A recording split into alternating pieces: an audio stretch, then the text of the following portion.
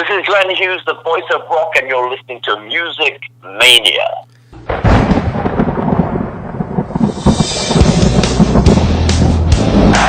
You ready for some screaming heavy metal? We rock! But the evil that men do, then John, we gonna bang your head! You are now listening to the Music Mania podcast, brought to you by CD Warehouse in Gladstone, the #1 hard rock podcast in the Midwest, featuring hard-hitting interviews with rock's living legends. And now, here's your host, Clint Schweitzer.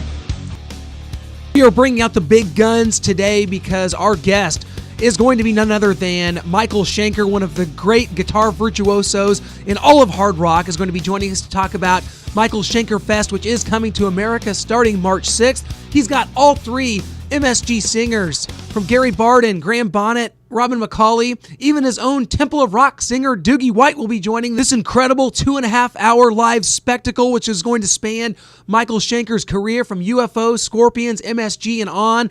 I'll tell you what, no one is more excited about this tour than me, and I'm going to hit this up in Las Vegas in March. But I'll tell you what, Michael Schenker, this is his second time joining me on the Music Mania podcast. He is one of my favorite guitarists of all time, a super nice guy, and a guy that has had a very public feud with his own brother, Rudolph, who is a member of the Scorpions. It's always been kind of bizarre to me, but I think this kind of goes back to the way Michael was treated as far as maybe some songwriting credits on the Love Drive album, which he was a part of. But guys, Michael Schenker is back. He is firing on all cylinders. This album, Resurrection, is going to be coming out March 2nd via Nuclear Blast. Be sure to go to YouTube to check out the Michael Schenkerfest. 2 videos already out for that, Heart and Soul and Warrior. Both are really good songs, very melodic, very straight-ahead hard rock, stuff that you would expect from Michael, using all 3 of those great singers. I think that's what makes this really unique, is to be able to enjoy all of the eras of MSG, of Michael Schenker Group, and onto Macaulay Schenker Group with Robin McCauley. It's all there. It's all going to be featured in this show. Be sure to go to michaelschenkerhimself.com to see all the tour dates. It starts March 6th at the Fillmore in Silver Springs, Maryland, and it ends April 3rd at the Ritz in Tampa, Florida. I'm going to be out there March 27th. In Las Vegas. That is at the House of Blues at Mandalay Bay. I cannot wait to check this out. It'll be my first time seeing Michael live, so that's incredible. He is an incredible guitarist, one of the greatest of all time, and of course went through a very public substance abuse battle over the years, but he is at 63, looks absolutely fantastic. His playing is as good as it's ever been, and we're going to be talking to him about all that and much more. He is a guy that, when he was on the show a year ago, we were talking about the Michael Schenkerfest DVD that came out, and he is one of the most genuine, nice, down-to-earth people with his time. And what doesn't make sense to me is that I've also had interactions. I have not had a chance to interview, but I have met Rudolph Schenker, his brother, guitarist for the Scorpions. Who was also a very down-to-earth, very genuine, nice person. So whatever has kind of happened between the two of them, it's obviously very personal, and it's unfortunate that that's the case, because they are both such talented and wonderful players. But Michael has always kind of made his own path over the years. He of course joined UFO in the 70s. He was a wonderkind, a very young age.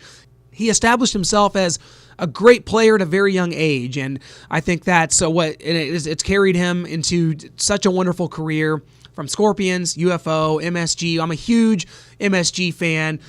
Huge fan of the Macaulay Schenker Group, which was sort of the last incarnation of MSG when he joined forces with Robin McCauley. Songs like Anytime, Love Is Not a Game. I'm just such a huge fan of that work, and Michael, one of my favorite guitarists of all time. But before we bring Michael onto the show, I've got to tell you about our sponsor, CD Warehouse in Gladstone, Missouri. There is no substitute for 22 years. They have been a staple of the Northland. Be sure to hit up the owner, Randy Ringer, at CD Warehouse in Gladstone. CDs, DVDs, vinyl, and more. Guys, they buy, sell, and trade. 95% of the music I still own today comes from CD Warehouse in Gladstone. Guys, do not let the record stores completely go by the wayside, because someone like CD Warehouse is still there providing all this stuff for you. Check them out at 2504 Northeast 57th Terrace in Gladstone, or on the phone at 816-455-2130. Well, it's our pleasure to welcome back to the Music Mania podcast one of my favorite guitarists of all time, Michael Schenker. Michael, welcome to the show, man. Everyone here in America is so excited about you bringing Michael Schenkerfest here, and of course, the new album, Resurrection, which comes out on March 2nd. On the 2nd, the album comes out, and the new single, Take Me to the Church, the third one, and on the 6th, we start touring. And it's 4 singers, it's the addition of Dougie White, who was with the Michael Schenker's Temple of Rock, who was the current singer, and then of course the 3 past original MSG singers from the 80s, Gary Barden, Graham Bonnet, Robin McCauley, and Dougie White from Michael Schenker's Temple of Rock, and we do a 2.5-hour show, and we play classics and classics and new songs and something for everybody, and it's going to be great. It is, and of course I've checked out the Schenkerfest DVD that came out about 1.5 years ago. We had you on the show about 1 year ago to talk about that, and now of course a lot of people can go check out on YouTube. You have videos for Resurrection. You got Warrior, which is a great video, and I think you just released another video from the album as well here just recently. Did you guys? Yeah, it's the Heart and Soul, where actually we have Kirk Hammett jamming a solo with me, and that's the opener of the album. What was it like having Kirk Hammett come in? I know he's a huge fan of your era of the Scorpions and a huge fan of you in general and your playing. What was it like having him come in and work on that Heart and Soul song?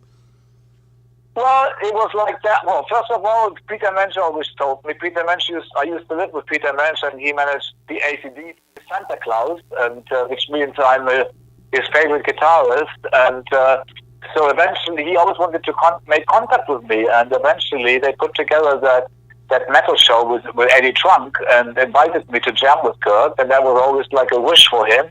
And so we did an interview together, and then we played live gigs a few days later. That was a couple of years ago or 3 years ago, and he jammed with us. And so basically, Kirk, the fan, turned into a friend and played with the biggest band in the world. And so I said, Kirk, you want to be our guest? And he said, yes, let's do it. And so, but he wanted to do it in Hawaii, and so his management actually paid for our co-producer Michael Schenkerfest to fly over there and do it with him. We left the house where we wanted him to play, and then they sent me pictures while they were doing it, and Kirk looked like a 19-year-old teenager with the happiest face I've ever seen, and so I'm sure he was happy doing it, and I'm happy he did it, and so it's mission complete. It is, and I think a lot of people are excited for this coming out, of course, on Nuclear Blast Records, coming out in just a few weeks. What does it say about you and your working relationship to have guys like Graham Bonnet and Robin McCauley, that you're still such good friends after all these years that you could bring all 3 of them and, of course, Mr. Barden into the mix and still be friends and have this good working relationship? What does that say about you and the relationships that you have with these guys? Yeah, but I never had a really bad relationship, or at least I didn't never really look at the bad relationship. I don't really make it, usually all my members over the years, it's all due to not being able to keep them on a retainer. I started a Michael Schenker group to do to experiment with music and to do things when I wanted them, how I wanted them, and so on. And so basically every time I took a break, and people wanted to carry on doing music or needed to earn money, they would join another band and stuff like that. But of course with Graham it was like he only lasted 50 minutes on stage, and then he disappeared, and I don't know what happened. But we got Gary back, and I never really looked deeply into that. I mean, I just say, I will be done. Come see, come sa, on to the next. And Gary, basically, he drifted away. Eventually, Chris Glenn, he left overnight, and just before a show in New York in '84. And so I could feel that MSG was coming to an end, that kind of MSG, and then I wanted to have And then I wanted to have an experience with sharing responsibilities with the singer 50-50, and then Bobby McCauley became that singer. We called it McCauley Schenker Group, keeping the MSG for his name, with his name and my name, McCauley Schenker, sharing 50-50 until 1991, and then I basically decided to completely drop out of the scene and do my own thing and move to Arizona, and came back to Germany in 2005. And so basically I realized that all my energy, where other bands, they stayed together for years and years and years and created a brand name, and they put all the energy into that same formation. But I kind of split my energy over the years into different lineups. And so, my latest, the third part of my life, which is now celebration time, and I came to the realization that, for the last, 8 years, I've been performing the most popular music of Michael Schenker with other singers, but not original ones. And so we toured with Michael Schenker's Temple of Rock for 4 years, made 2 studio albums, 2 CDs, live CDs, and I suggested to take a break because we were circling in the same cities and stuff, and usually bands, they take a break by making an album for 3 years. So I decided just to have a break. We just had this released a live album, and so Herman, and Francis, who used to be with the Scorpions, they did their own thing, and I looked at myself and asked, it's time for me to show up with the original singers, and that was basically the idea, and to get to the next level, to the next step, and so, I checked with the guys, with Robin and Gary and Graham, and they were more than happy to do it. And that's how we got the ball rolling. Then I put the musicians together, then we made a live DVD, CD, and people were able to see around the world the potential rather than watching it through the iPhone, YouTube thing.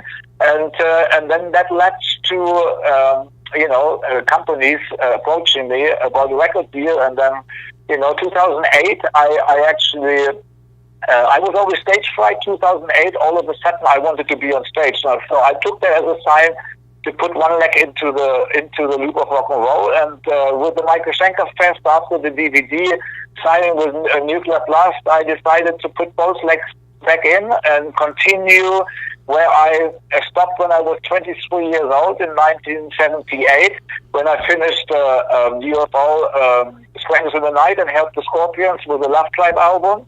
And by that time, I had experienced fame to its highest and fullest, and I was able to make a decision if I wanted to hold on to the fame or if I wanted to start my second chapter and experiment with music and focus on life as well. And so I call that my middle years. And so in the first part of my life, I made my musical contribution to the world unconsciously. In the middle years, I experimented, learned about life, and which was the most rewarding years, by the way, because they taught me everything and made it possible for me to enjoy the third part of my life, which is now the way I do. And especially with the fest, with all the 4 singers, and who knows, this is 2018, this is the 40th anniversary of Strangers in the Night. Maybe Phil Mock pops up, and joins us at some point. And 2019 is actually 50 years of recording anniversary for Klaus Meine and myself. That's when I wrote In Search of Peace of Mind on Lonesome Call, the first Scorpions album. So maybe Klaus comes out and joins the Michael Schenkerfest for a song or two and sings, and we have the ultimate Michael Schenkerfest. Who knows? Anything is possible. But for now, it's the 4 singers. It's the latest album that we have that's going to come out on the 2nd of March. And it's called Resurrection. 4 singers and all brand new songs. It's getting fantastic response around the world, and we have a fantastic record company, Nuclear Blast. I have met most of them. I did a 2-month promo tour. I went through all of Europe. I went to Los Angeles, and I went to Japan and back to the UK. Once around the world in 2 weeks. I had the worst jet lag ever. So basically, we are well equipped and well prepared, and it is looking really good. Well, you talked about how cool it would be to bring up Phil Mogg, or you even talked about Klaus Meine, who you said is the only true artist in the Scorpions, and Michael, that includes your own brother Rudolph. So I know you guys don't exactly get along that well these days. You talked about Klaus. How have you guys been able to remain close over these years while you and your brother have been kind of feuding? No, I mean, I haven't spoken to Klaus for a long time, and so I am not saying that the basic is that the fact is that 2019 is 50 years of recording for Klaus and myself, and I wrote In Search of Peace of Mind was my song. It was credited to the Scorpions unfairly, but it's my song, and Klaus, I guess, did the lyrics and the melody to the song. And so it's my very first song I ever wrote, and it's a fantastic song. And so I'm just saying that maybe Klaus, at some point in 2019, decides to jump on the Michael Schenkerfest wagon and performs with us. Maybe he just shows up out of surprise. I don't know. I'm not saying that's something that's going to happen. I'm just saying it's something that could happen. Well, and talk about this. You talked about just finishing up rehearsals for this tour. How do you go about putting together a set for something of this magnitude when you have UFO material, you have MSG material, you have even a little Scorpions material? How do you go about putting together a set for this? Because it's a 2.5 hour show. There's a lot to it, man. There's a lot going on here. Yeah, it's all Michael Schenker material, and from different lineups throughout my career. And so basically, we play classics. We play classics. We play, we play new stuff, and we play. It's a very well balanced a set with 4 singers. It's a 2.5 hour show, and we just finished the last rehearsal in Scotland, and. With the musicians, we're going to carry on in the States early this year. I mean, in March, and complete our rehearsal.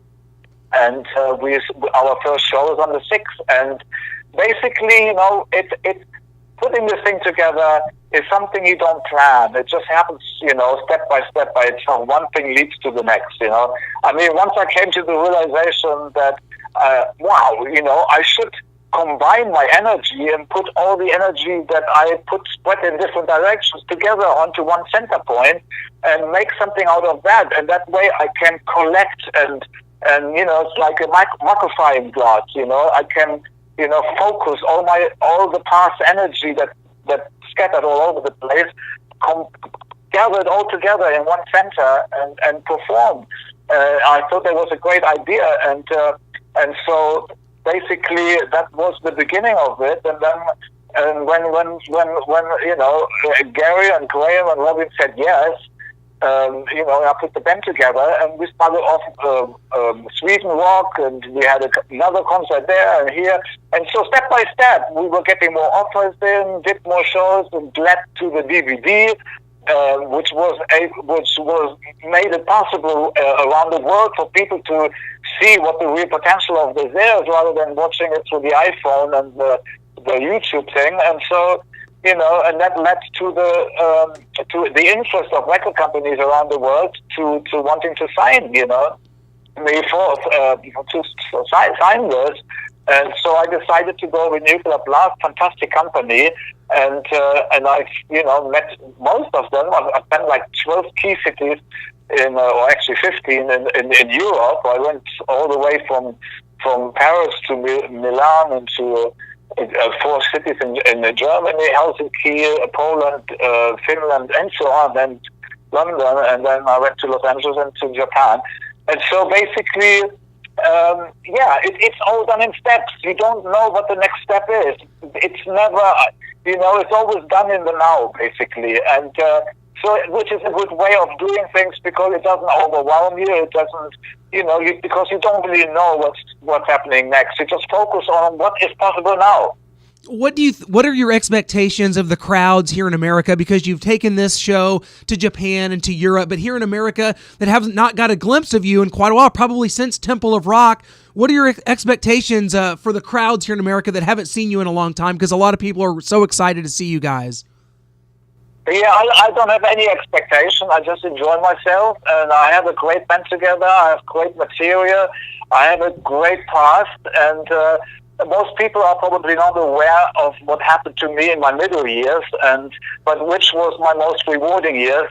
Many people wonder, what happened to Michael, because for 15 years I completely disappeared. I moved to Arizona, built a recording studio, and I was just focusing on experimenting with music. That's what I needed to do in order to get everything out of my system, in order to come back and be fresh. And now I can do anything I want. I can enjoy my life, tremendously at the third stage of my life. And now is the time where I can carry on where I finished, where I stopped as a 23-year-old in 1978 with Strangers in the Night and Love Drive.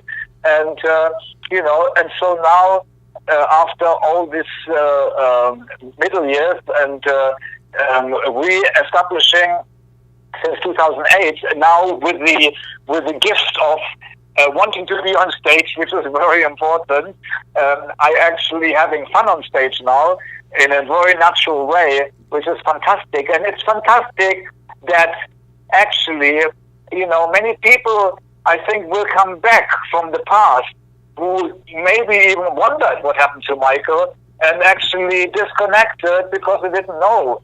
The hardcore fans, of course, they stayed with me throughout the years. No doubt about it, and they enjoyed my experiments, etc., etc.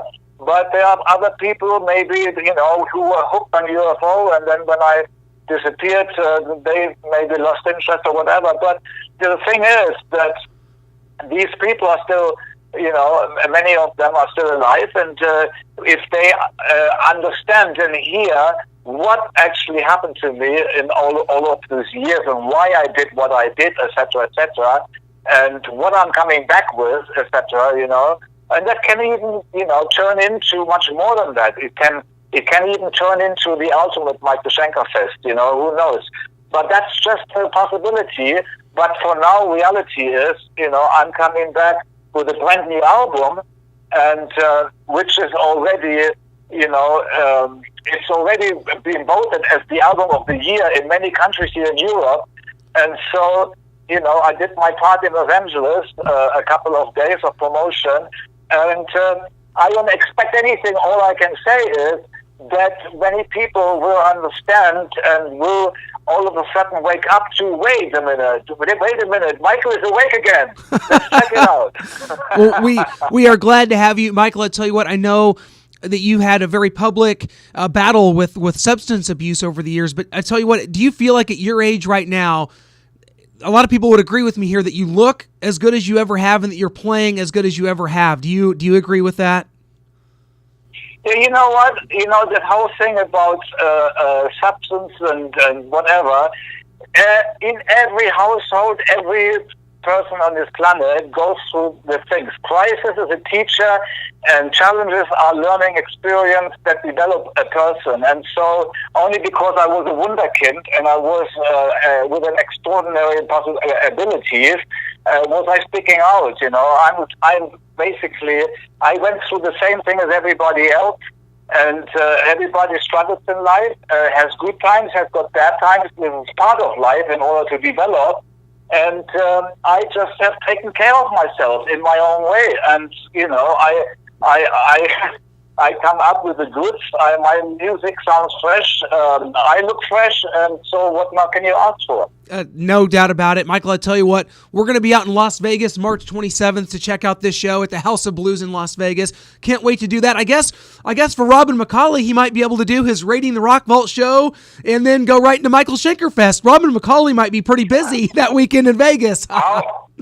Yeah, however he schedules his schedule, as long as he's on stage when it's time for him to be on.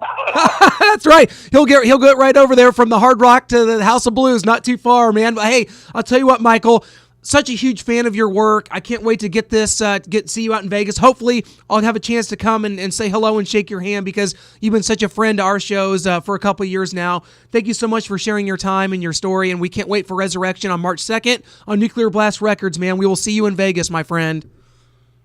Fantastic. Thank you so much. Thank you, Michael. See you soon. And there you have it, Michael Schenker, his second time joining us on the Music Mania podcast. Cannot thank him enough. That's what it's about here on the podcast. Going back, making connections with these great musicians and letting them tell their stories. It's not about me sitting here with a microphone giving you my top 10 list for drummers and albums of all time. It's about this right here, and it's a dream come true for me to be able to interview people like this. Growing up, not having a clue that I would ever have an opportunity to do interviews with people like Michael Schenker. That's what makes this so special for me, and I can't thank you enough for listening. Hope you guys will hit that subscribe button on iTunes and on YouTube. Either way that you choose to take in the show, we always love the interaction at musicmania_show on Twitter. So hit us up. We are always available to answer your questions. Social media is big for us. We love the interaction. If you have an idea for a guest, please throw it out there and we will make it happen. Do our best to make that happen. So as we head now into the month of March, our first episode is going to be with none other than Patrick Stone. He is a former Adler's Appetite singer, has a new band called Butterside. They've been around a few years. They are signed to Lemmy's record label, Motorhead Music.